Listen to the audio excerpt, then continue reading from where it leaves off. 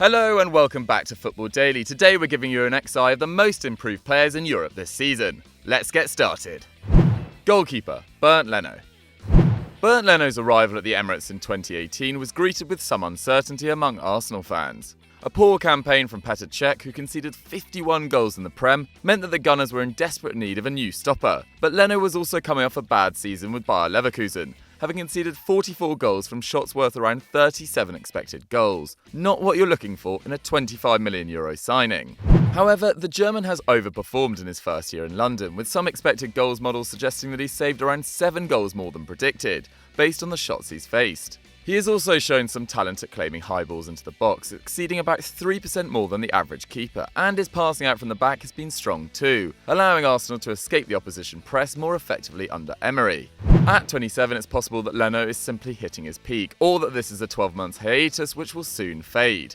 But the former Leverkusen's man's hot season has kept Arsenal in contention for Champions League football, and if he ends the year with a top 4 spot or a Europa League medal, his fee, the 8th highest for a keeper in history, will be money well spent. Defender, Piszczek. Amid all the excitement about Jadon Sancho and their baby-faced backline, one of the heroes of Dortmund's revival has been forgotten, 33-year-old Lukasz Piszczek. The Pole is one of just 3 players, along with Goetze and Schmelzer, who were at the Westfalenstadion when Jurgen Klopp brought home 2 Bundesliga titles. And after over 300 appearances for BVB, the right-back is once again at the top of his game. In 17-18, Piszczek made a respectable 3.9 defensive actions per game, but this year he's flying high at 5.2, the best tally in the squad. And while you might expect a veteran to have better anticipation and make more interceptions, Piszczek rarely gets beaten on the dribble either, improving from a tackle success rate of 70% last season to 83% this term. But his contribution is not only defensive. His chances created per game have risen from 0.7 to 1.2, and as a result he's been involved in 7 goals in the Bully, compared to last year's 3. Having joined the club on a free transfer back in 2010, Piszczek now needs under 20 games to break Dortmund's top 10 appearance makers of all time, meaning that he may just represent one of the best value signings in modern history. Defender, Lindelof. So it may be hard to make an argument that any of Man United's defenders have been good this season, but that doesn't mean that they haven't improved. Lindelof appeared in fewer than half of United's league matches last year, but this season he's played more minutes than anyone in the squad bar De Gea and Pogba, and helped a side which had no business being in Europe reach the quarter-finals of the Champions League. A conservative defender, Lindelof is never going to put up big tackle and interception numbers, but he has been more active this season, winning more duels than last year and failing with fewer. Having won under half of his aerial challenges in 17-18, he is now dominant in the air, getting possession around 63% of the time. And his distribution, which made United move from in the first place, is starting to show signs of returning to its Benfica levels, the Swede completing over 50 passes a game at an 89% lick. It's testament to his improvement that even the notoriously hard-to-please Red Devils fans, many of whom are keen to offload Pogba and Lukaku, are happy with Lindelof and expect him to partner this summer's inevitable marquee centre-back signing. At 24, he will hope to improve further next year. If you want to see FD continue to improve next year, make sure you hit that subscribe button and that notification bell to never miss a video. Defender, Marcelo. No, not that Marcelo, but a different Brazilian defender. Lyon centre-back Marcelo only joined the French team in 2017, having played in Poland, Germany, the Netherlands and Turkey over the previous decade. Now 31, Marcelo cost Bruno Genesio €7 million, and after just 12 months with Les Gones, he was named captain for the 18-19 campaign. And the responsibility seems to have been the making of Marcelo, with the centre-half improving in every regard this season. He is 23rd in Europe for aerial duels won with 146 so far, and his success rate has climbed from 74% to 77% since 17-18. When the ball's on the deck, he's no easier to get past, winning 3.6 tackles and interceptions each game, up from 2.4 in his maiden campaign.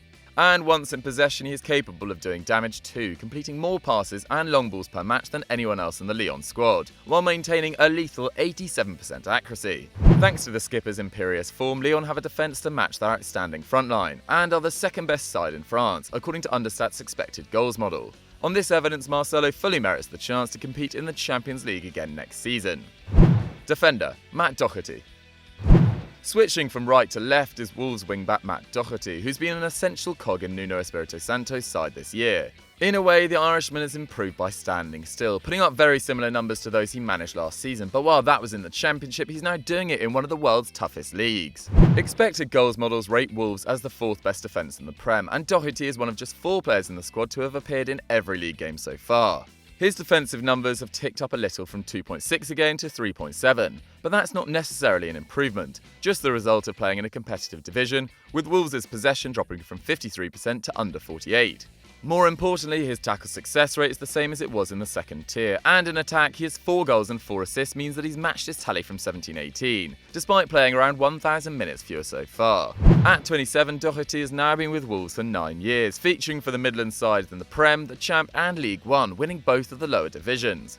While a Premier League title may be a step too far, the Dublin-born defender's consistency this term means they'll almost certainly be playing in Europe next season, helping to deliver Wolves' first continental campaign since 1980.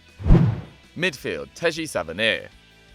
Possibly the best French midfielder you've never heard of, Teji Savanier helped Nîmes get promoted to Ligue 1 in 2018, after 25 years out of the top flight. The fulcrum of the side, the centre-mid contributed 4 goals and 9 assists in league play, but despite playing at a higher level this year, his numbers have actually improved. With 5 games left of the French season, Savanier has been involved in 18 goals from his deep position. And across Europe's top 5 leagues, only Messi, Hazard and Sancho have more assists than his 12 at the time of writing.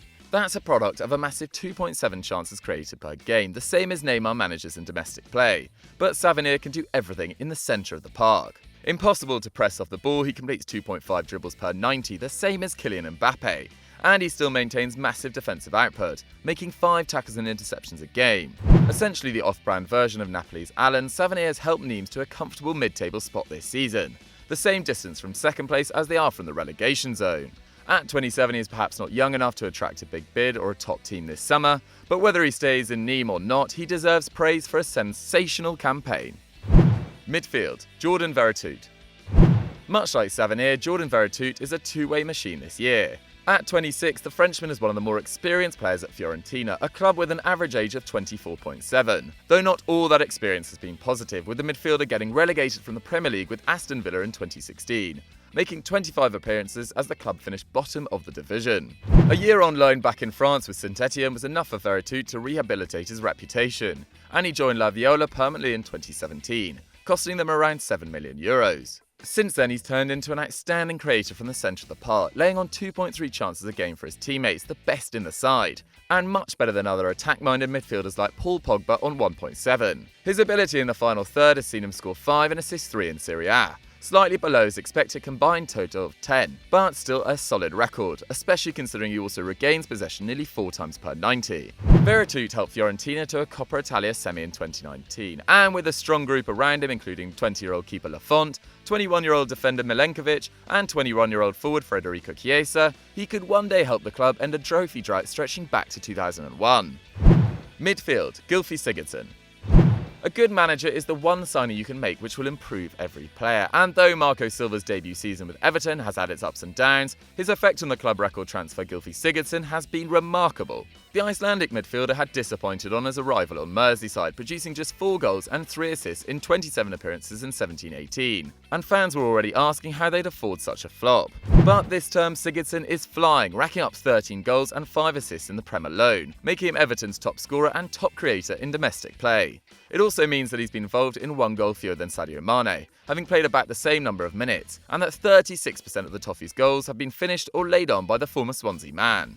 As a result, Everton have scored 10 more goals than they had at the same stage of last season, and equalled the previous year's points tally with 3 games to go. Surrounded by youth and pace in the form of Calvert-Lewin, Lookman and Richarlison, Gylfi is showing that he still has plenty to offer the world's best league. Forward, Marcus Rashford.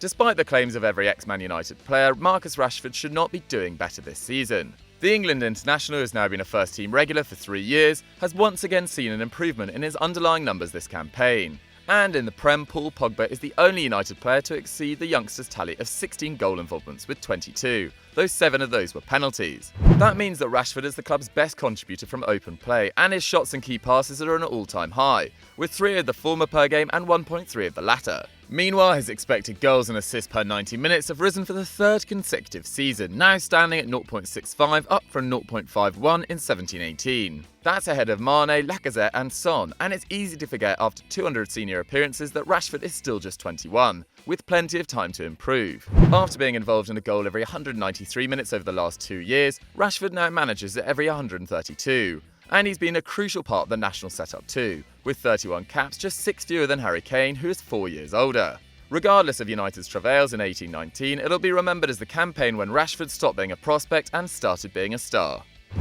Forward, Yussuf Poulsen.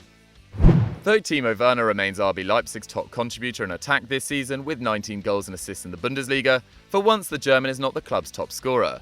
Dane Yussuf Poulsen has netted 15 in the league at the time of writing, one more than Werner despite playing 100 minutes fewer, and he's also grabbed a pair of assists. Poulsen's tally of 17 goal involvements is more than he managed in the last 2 seasons combined, and his shot numbers at 2.5 a game and key passes at 1.3 are the best of his 3 campaigns in the German top flight. And it's hard not to feel good about Poulsen's success, as the 24-year-old joined the Red Bulls back in 2013 when they were still in the 3rd tier, and has now reached double figures in each of Germany's top 3 divisions, earning 34 caps for his country since making the move. A Liverpool fan, the forward has spoken of his desire to play in the Premier League, and is likely to find himself with a major role in Nagelsmann's team next season, if Timo Werner departs as expected. And with the DFB Pokal final yet to come, Poulsen could cap an excellent year by bringing Leipzig the first trophy in their history. Forward, Ishak Belfodil.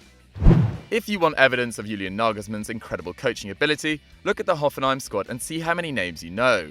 The southwestern side have just the 6th most valuable squad in Germany according to Transfermarkt, but have the 2nd best attack according to XG, while across Europe's top 5 leagues only 4 teams take more shots per game. The star of the side is still Andrej Kramaric, who has got into double figures for the 3rd season running and boasts an unbelievable 1.01 expected goals and assists per 90 minutes, the 8th best mark in Europe behind Messi, Mbappe, Lewandowski, Suarez, Ronaldo, Neymar and Cavani. Not bad, but his strike partner Ishak Belfodil is keeping pace. 2 years ago, the Algerian was playing in Abu Dhabi, but he scored 15 in the Bundesliga so far and created another 3, giving him a goal contribution every 87 minutes, better than Aubameyang. Belfodil is one of only 5 players in the division to take over 4 shots a game, but given Nagelsmann's track record of spinning gold out of garbage, we wouldn't advocate a big move for the 27-year-old. However, he is yet another major success for Hoffenheim's brilliant coach, and makes us wonder what Nagelsmann will be able to accomplish when he gets his hands on RB Leipzig's talented youngsters next term.